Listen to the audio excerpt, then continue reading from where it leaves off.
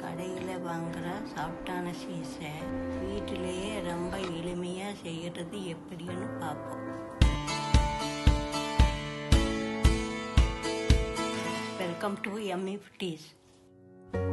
பேனில் 1/2 லிட்டர் பாலை ஊற்றி கேஸை ஆன் பண்ணி விட்டுக்குங்க. பாலை சூடு இருந்தால் போதும்.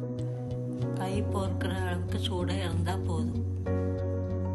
2 டேபிள் ஸ்பூன் வினிகர் ஊற்றி அதுக்கப்புறம் லோ ஃப்ளேமில் வச்சு கலக்கி விட்டுட்டே இருக்கணும். கொஞ்சம் நேரத்துக்கு அப்புறம் பால் திரிய ஆரம்பிக்கும்.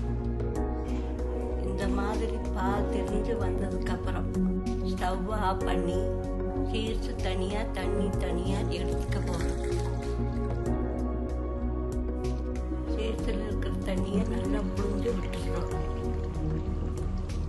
அதுக்கப்புறம் வினிகரோட வாசம் போடுறதுக்கு கொஞ்சம் தண்ணியை ஊற்றி டவுலில் இருக்கிற சீஸை நல்லா புழிஞ்சு எடுத்துக்கிறோம். இப்போ வினிகர் ஸ்மெல் சுத்தமாக போயிருக்கு. சீஸ் செட்டாக இருக்கு. 5 கிராம் கடற்பாசி இதை மாதிரி சின்ன சின்னதாக பிச்சு எடுத்துக்குவோம். சீஸில் இருந்து பிடிச்ச தண்ணியை முழுசாக ஊற்றாம முக்கால்வாசி கடற்பாசியோட சேர்த்து கொதிக்க விடுங்க. நல்லா கரையிற வரை அடுப்பில் விட்டுருவோம். மிக்சி பவுலில் பிரிச்ச வச்ச சீஸை உள்ளே போட்டு மீதமுள்ள தண்ணியை விட்டு இந்த மாதிரி கிருமி லேயருக்கு அரைச்சிக்குங்க. அடுப்பில் பாயில் ஆகிட்டு இருந்தால் கடற்பாசி நல்லா கரைஞ்ச பிறகு அரைச்ச வச்ச சீஸை அதில் மிக்ஸ் பண்ணிக்கிறோம்.